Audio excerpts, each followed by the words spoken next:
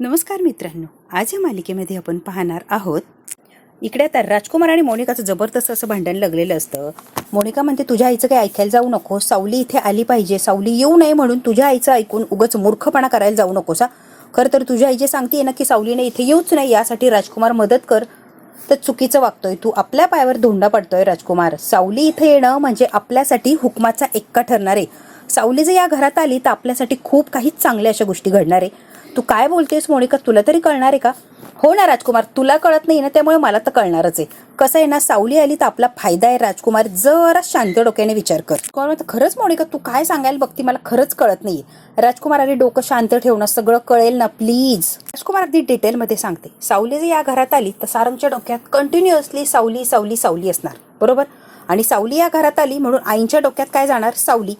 आई सुद्धा 24 तास सावली सावली सावली असं विचार करणार.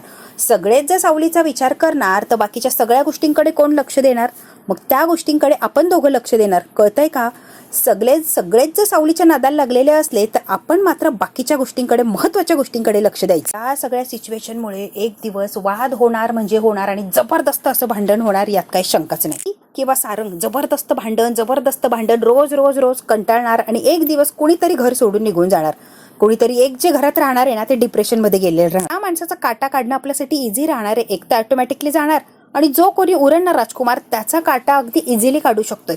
मग काय, सगळं साम्राज्य आपलं आपलं आपलं. कळतंय का राजकुमार? मी इतका पुढचा विचार केला तुला काय सांगू. मोनिकाने सांगितलेलं असतं की मी जे सांगते ना तसं ऐक, तुझ्या आईचं अजिबात ऐकायला जाऊ नको.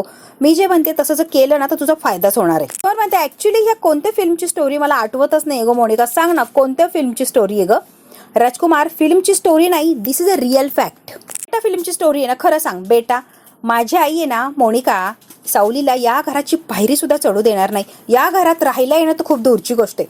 त्यामुळे ही सगळी काही जी स्टोरी रंगवली आहे ना ती विसरून जा. यार राजकुमार, जरा पॉझिटिव्ह विचार कर की.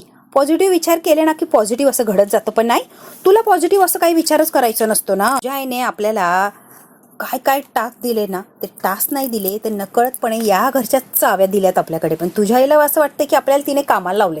तिने कामाला लावल्याने आपला रस्ता मोकळा झालाय. त्यामुळे राजकुमार, तुझ्या आई जे सांगते ते करतोय असं फक्त दाखवायचंय आणि करायचं काय, जे आपल्याला ऍक्च्युअली करायचंय ना तेच आपण करायचंय. आणि मुळात राजकुमार पॉझिटिव्ह असा विचार कर आणि मी सांगते तसं कर. फायदा फायदा आणि फायदाच होणार आहे. मोनिकाने फार वेळ लावलेला असतो, इतका वेळ व्हायला घातलेला असतो का, तर या राजकुमारला कन्व्हिन्स करण्यासाठी, तिच्या बाजूने वळवण्यासाठी. तुझ्या आईला काय वाटतंय? त्यांनी आपल्या हातात चाव्या दिल्या, त्याचा वापर त्यांच्या कामासाठी करणार नाही.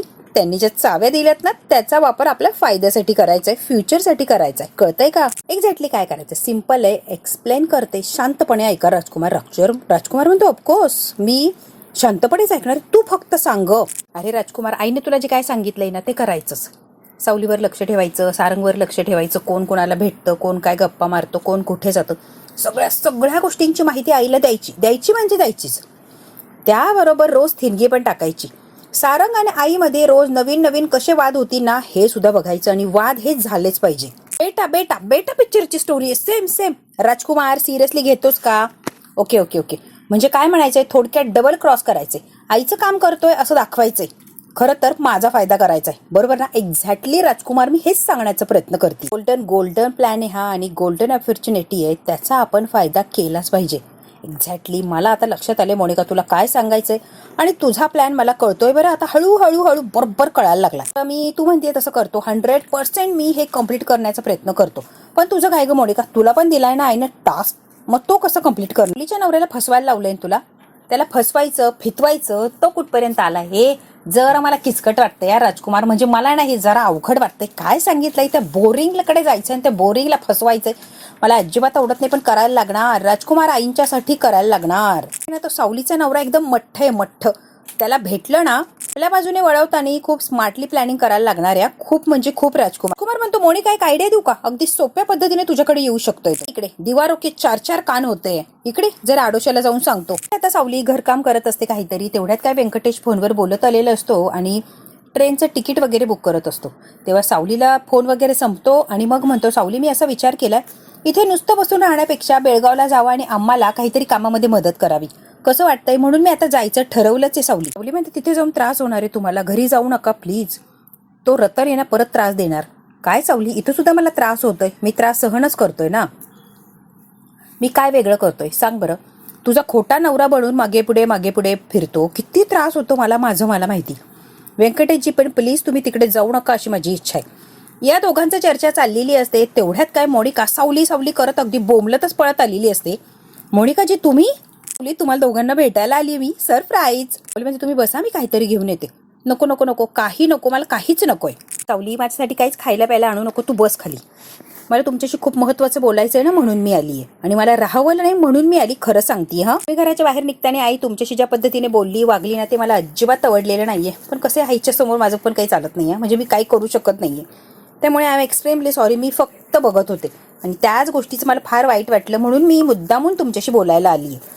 तिच्या मनाला ना सारखी रुक लागली होती. म्हटलं समोर येऊ आणि भेटूचे आपण. सारंगच्यासाठी खूप खूप केलं, थँक्यू सो मच सावली. एवढं सगळं केलंय ना, आईने तुझ्याशी असं वागायलाच नको. म्हणते मोनिका ताई जाऊ द्या, माझ्यापेक्षा सारंगची काळजी त्यांना असणारे, कारण सारंगच्या आई आहेत त्या. माझं चुकलं, मी जास्त सारंगमध्ये इन्व्हॉल्व्ह व्हायलाच नको. शब्द मोडला म्हणून मला त्या बोलल्या, त्यात काय एवढं. की तू खूप मोठ्या मनाची ग बाई, म्हणून आईच्या मनाचा विचार करते. खरंच किती गोड आहेस ग सावली तू. मोठं म्हणे ग बाई, मला कौतुक लागतंय सावली तुझं. मोनिका अशी गोडगोड बोलत असते, अशी गोडगोड बोलत असते. आणि खूप केलंय सारंगसाठी, खरंच कौतुक आहे. उपकार आहेत ना न विसरण्यासारखे. म्हणजे आम्ही सगळेजण खूप मिस करतोय. खूप खूप हवीशी वाटत होती तू आम्हाला. इतकं घर रिकामा झाल्याने तुला काय सांगू सावली.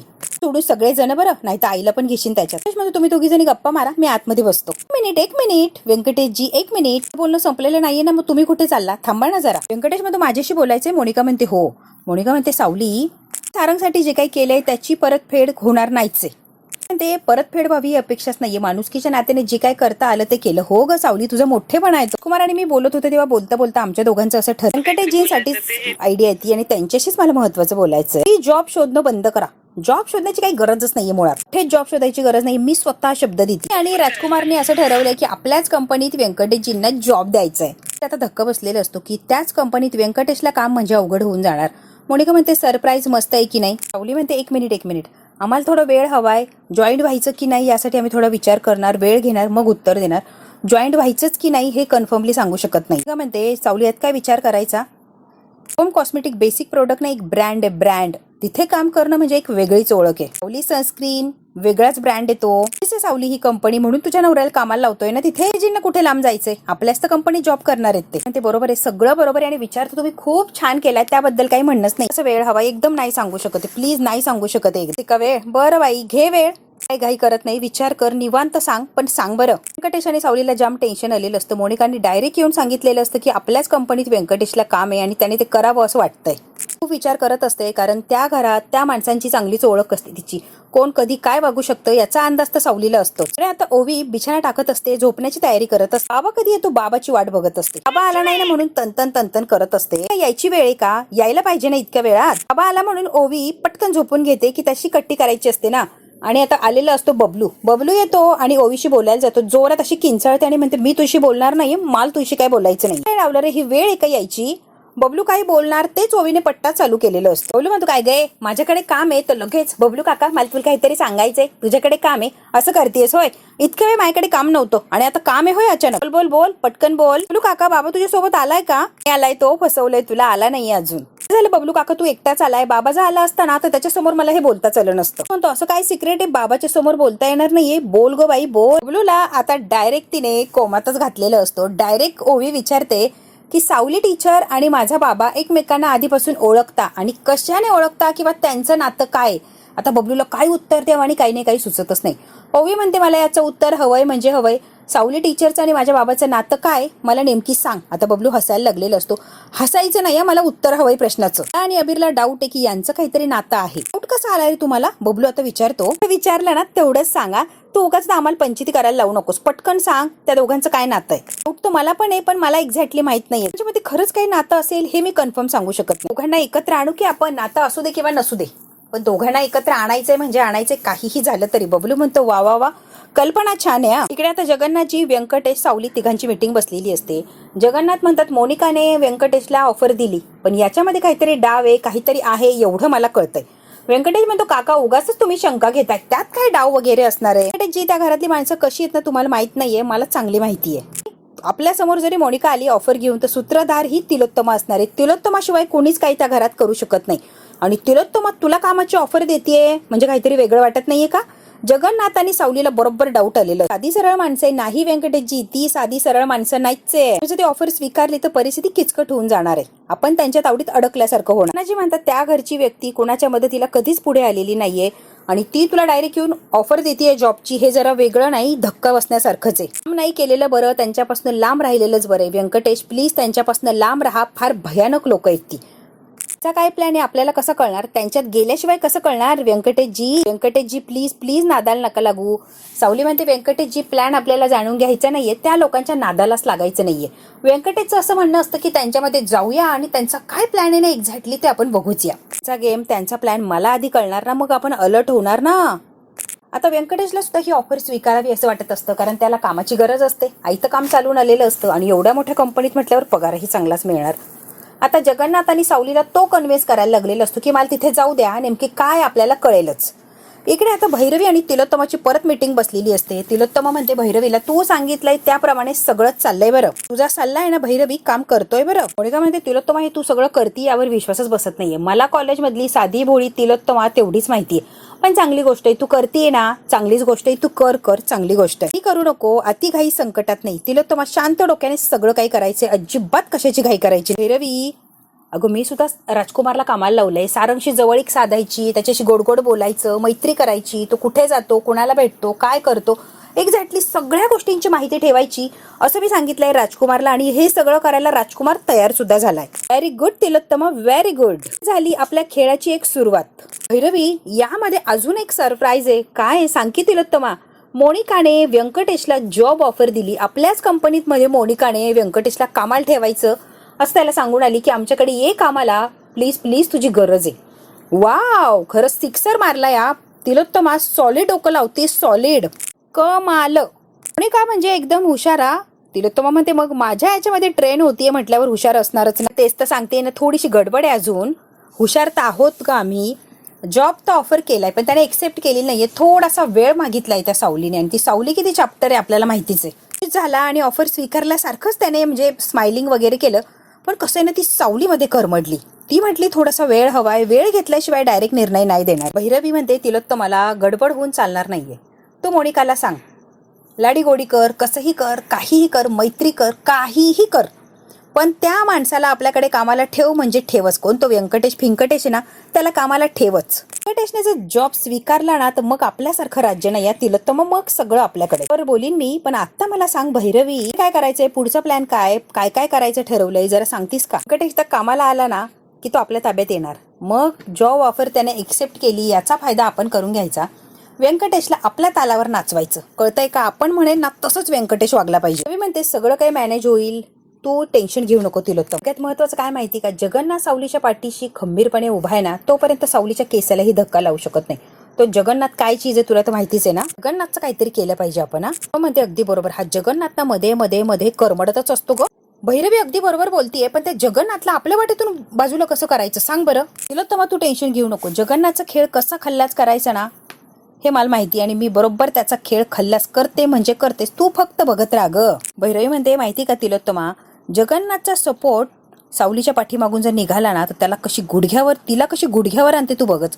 सावली एकटी पडणार आणि मग तिला गुडघ्यावर यायला एक सेकंद सुद्धा लागणार नाही. मग ती कशी या भैरवीच्या तालावर नाचती ना, तू बघतच राहा तिलोत्तमा. मग सावलीचे बुरे हाल करणार म्हणजे करणार. असा बदला घ्यायचा आहे ना मला त्या सावलीकडनं. अशी चिडलेली असते ही भैरवी, फक्त सावलीचं नाव घेतलं की हिची तळ पायाच्या मस्तकात जाते. सारंग आता गार्डन मध्ये उभा असतो आणि सावली येते. सावली म्हणते सारंग मला बोलवलं का? सारंग आता माघारी बघतो आणि पटकन सावलीच्या गळ्यात पडतो. सावली चुकलं माझं, मी तुझ्यावर हात उचलला, खरं तर तुझ्यावर मी हात उचलायला नको होता, आय एम सॉरी, मी खरंच तुझ्यावर हात उचलून चूकच केली. मोठी शिक्षा का देतेय? झालं ना 8 वर्ष राहिलो ना वेगळं, आता बास ना सावली, नको ना शिक्षा देऊ मला प्लीज. तो बास झालं, नाही सहन होते मला हा खेळ. आता तुला माझ्यापासून दूर ठेवणं हे मला सहनच होत नाहीये. पण चांगलंच माहितीये माझ्या मनात काय आणि तुझ्या मनात काय हे सुद्धा मला चांगलंच माहितीये. मग का आपण एकमेकाला त्रास देतोय सावली? मग इतक्या वर्षात जे काही घडलंय किंवा जे काही भोगते ना त्याच्यावरनं तर लक्षात आले तुम्हाला विसरणं अजिबात सोपं नाहीये. अजून सुद्धा मी तुम्हाला विसरलेले नाहीये, अजून सुद्धा तुमच्यावर मी तेवढं आणि तितकंच प्रेम करते ना ग सावली. माझ्यावर प्रेम, मग का तू मला लांब ठेवते तुझ्यापासून आणि तू का लांब राहते माझ्यापासून? सावली का तू कबूल करत नाहीये? म्हणतो ये ना सावली परत, प्लीज प्लीज सावली परत ये, मला गरज आहे तुझी. तू होती ना या घरात तेव्हा ह्या घराकडे कसा आनंद, एक प्रकाश, एक वेगळंच तेज होतं. पण तू गेली ना, या घराचं तेज आनंद सगळंच काही हरपून गेलंय. सावली परत ये, या घराचा आनंद तू आली तरच परत येऊ शकतोय. प्लीज प्लीज सावली, तू नाही आहेस तर हे घर सुकल्यासारखं झालंय. का स्वतःलाही त्रास देते आणि आम्हाला सगळ्यांनाच त्रास देते सावली. ये ना ग सावली प्लीज. सारंग आता डायरेक्ट सावलीला ये असं म्हणतो. सारंग सावलीचा हात हातात घेतो आणि म्हणतो, ये ना सावली परत, ये ना प्लीज. आपण जुनं सगळं विसरू आणि नव्याने सुरुवात करूया. सावली पटकन सारंगच्या हातातले हात बाजूला घेते आणि म्हणते, सारंग सर खूप उशीर झालाय. आता या गोष्टींसाठी आपण खूप मागं पडलोय. हे नाही होऊ शकत. या गोष्टी शक्य नाहीये. का शक्य नाहीये सावली? काहीच बदललेलं नाहीये. एकत्र असून जर आनंदात राहणार असेल तर काय हरकत आहे. कारण परिस्थिती फार वेगळी हो. नियतीने आपले मार्ग कधीच वेगळे केलेत आणि आता आपण एकत्र येणं इम्पॉसिबल आहे. सारंग सावली परत एकत्र येणं हे इम्पॉसिबल आहे. आणि प्लीज सारंग नको ती करायला जाऊ नका. कधीच हे वर्क होणार नाही. आपण कधीही एकत्र येऊ शकणार नाही आहोत. सारंग सावली एकत्र येणार नाही आणि ही गोष्ट तुम्ही विसरून जा. प्लीज प्लीज सारंग नको तो हट्ट करू नका ना. कशाला तुम्हालाही त्रास आणि मलाही त्रास. जे आहे ते एक्सेप्ट करूया ना आपण. का मला परत माघारी बोलवताय सारंग तुम्ही? सावली स्पष्ट असा नकार देते. सारंग समजूतदार आहे ना सारंग, मग समजून घ्या ना. सारंग म्हणतो, इथेच चुकताय ना सावली. म्हणतो, आपण का त्रास देतोय? थांबव ना सगळं सावली. हे समजून घेणं हे नॉर्मल नाहीच आहे ग सावली. तुला कसं कळत नाहीये? पण समजून घेतो म्हणून बाकीचे गैरफायदा घेतात, हे तुला का कळत नाहीये सावली? तेव्हा समजून घ्यायचं. लोक गैरफायदा घेताच आहे आणि आपण फक्त समजूनच घेतोय. समजून घेतो याचा अर्थ असा नाही की मी आनंदात आहे सावली. समजून घे, तू सुद्धा समजून घे. आनंदात राहावी म्हणून मी समजून घेतोय सावली. असं चालत राहिलं तर मी जगू शकणार नाहीये. त्यामुळे प्लीज प्लीज सावली काहीतरी निर्णय. मरेन ना सावली, मी मरेन. सारंग असं काही बोलायचं नाही, आत्ताच सांगतीये. सावली आता काही झालं तरी माघारी यायला नाही म्हणत असते, पण सारंग म्हणतो, मी मरून जाईन असं म्हटलं की सावलीच्या काळजाचा ठोका चुकलेलं असतो आणि सावली पटकन त्याच्या तोंडावर हात ठेवते आणि म्हणते, सारंग प्लीज असं काही बोलायला जायचं नाही, आम्ही आत्ताच सांगतीये. आता बघूया मित्रांनो, सारंगवर सावली तेवढंच प्रेम करते जेवढा सारंग सावलीवर प्रेम करतो. मग सारंगसाठी सावली परत माघारी येणार का? आणि सारंग एवढ्या हक्काने एवढ्या अधिकाराने बोलवतोय आणि तू जर नाही आली तर मी मरून जाईन असं म्हणतोय.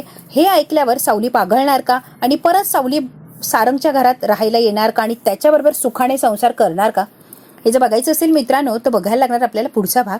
हा भाग इथेच संपतोय. व्हिडिओला लाईक शेअर सबस्क्राईब नक्की करा. धन्यवाद मित्रांनो.